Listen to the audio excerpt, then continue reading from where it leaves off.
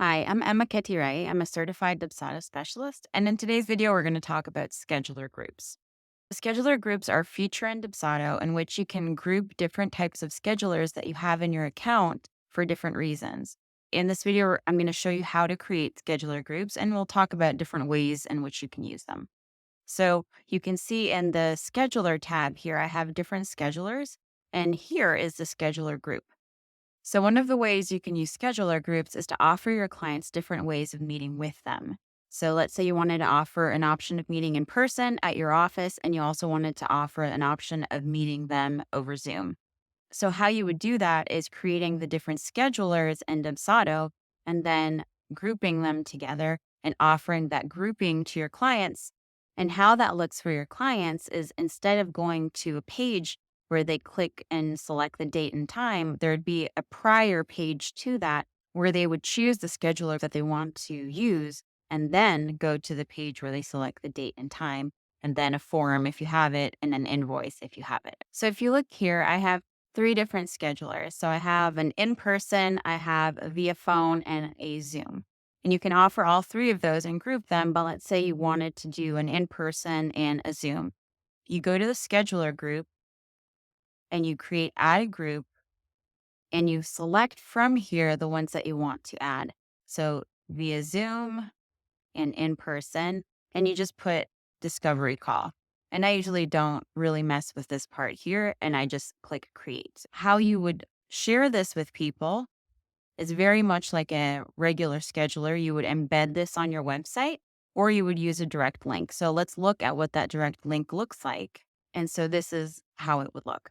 Instead of going directly to the scheduler, it has a step prior letting them know where they're going to meet. So it's important that you specify via Zoom or in person, and then in the location of that scheduler, you put via Zoom or the address where you want them to meet. If you're a photographer who does photo shoots at home, let's say for newborns, or you're an interior designer and you want to do an in home consultation, like you can do it at their home or via Zoom, you would put a project location or at your home, whatever that is, if it's not at your office, right? So if you don't know what that address is going to be, you're going to put something that is self explanatory. And then in the email reminders, you can specify, you can use a smart field to pull that information in. So let's look at that portion. And I also want to talk a little bit about this via Zoom. Let's go back to the schedulers. So if I go to the via Zoom, if I enable video conferencing, Dubsado will share the meeting link with them if I use the right smart field in the email reminder. But if you are the kind of person that uses the same Zoom link over and over, which a lot of people do, disable video conferencing and put that Zoom link here in location. And then in your email reminders, you don't want to use the smart field for meeting links. You just want to use the location smart field because the location smart field for your email reminders will pull whatever is in here. So let me go to the canned emails to show you what you mean. If you enable video conferencing in your scheduler, you have to use this smart field for Dubsado to pull that unique link that it generated from Zoom or Google Meet. If you're going to use the same link over and over, you can put meeting link, but the smart field that you want to use isn't this one. It's appointment location, right? Because appointment location is going to pull whatever was in the scheduler under location.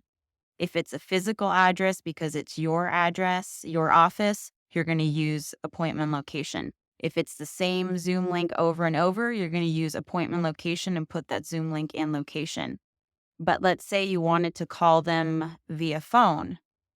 Appointment location wouldn't work. So what you're going to do is put location, you can put it like that and say, I'll call you at, and then you're going to find the client's phone number at the scheduled time. So you have to make sure that you ask them for their phone number in the lead capture form. If you want to specify that you're going to meet them at their home, you can use location and then go here and put address compact. Okay. But you have to make sure that you ask them for their address in the lead capture form and you're mapping it to the client address. Okay. If you're mapping it to project address, you have to go here, smart field, project address. Okay. So let's say it's a venue or something like that. And instead of calling it client address or calling it project address, this is the smart field that you would use. Okay. So I just want to make sure that you understand which smart fields to use when.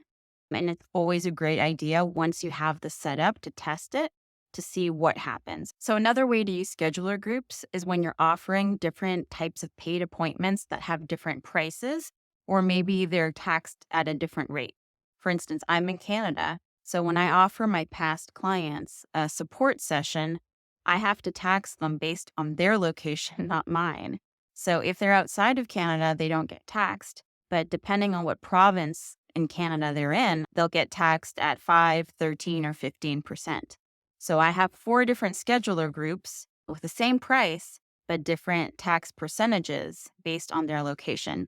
And so I have to explain it very clearly in the title that it's a like support session outside of Canada, support session Ontario, support session, a group of provinces that are taxed at 5%, another one, a group of provinces that are taxed at 15%. That was the only way that I could provide a scheduler, paid scheduler to my clients and just make it more hands off. So what I have here is an example of 2 different schedulers that have different prices. So this one says paid session beginner. And if you go here in the advanced, you'll see that it has an invoice and it's $150. And then if I go to this one advanced, you'll see that it's $250. So all you would do is very much like the discovery call. You're just going to create a group and call it paid session and select the beginner and select the advanced and then hit create. So one thing to know with scheduler groups is that the order in which you select them and in which you check these check boxes, let me go back here and hit edit. The order in which you check is the order in which they will appear. So you saw that I clicked beginner first and advanced second because I want them to appear in that order. So just keep that in mind when you select. If you want one to be at the top and the others, in a certain order, check those boxes in that order. Now, another way in which people use scheduler groups is if you think of a software like Calendly, you can have sort of like a landing page and Calendly. It's like Calendly / your handle.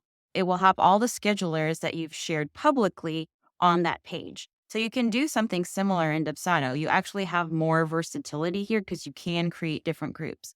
But let's say you wanted to do that sort of thing and have like that sort of landing page of different types of schedulers that you can just have a link to and certain people can see it. It's either on your website or you send it out to your clients, however that is. So you can create that sort of group here. So you have like, let's say, a free consultation, and then you have a paid session, and then you have like an initial call for your clients. Again, as simple as that, right? Creating the groups is super simple. The important thing is that each scheduler is set up correctly and that the confirmation email and the reminder emails have the right smart fields that make sense for that scheduler, like we explained before. So these are the 3 ways in which you can use Dubsado's group schedulers in your business. If you haven't signed up already, you can get on my email list. I send out weekly emails and share tips and my blog posts and YouTube videos. Get on my email list, go to my website, emmacattieri.com, and you can sign up for my free proposal template. That will get you on my email list, and I'll see you next time.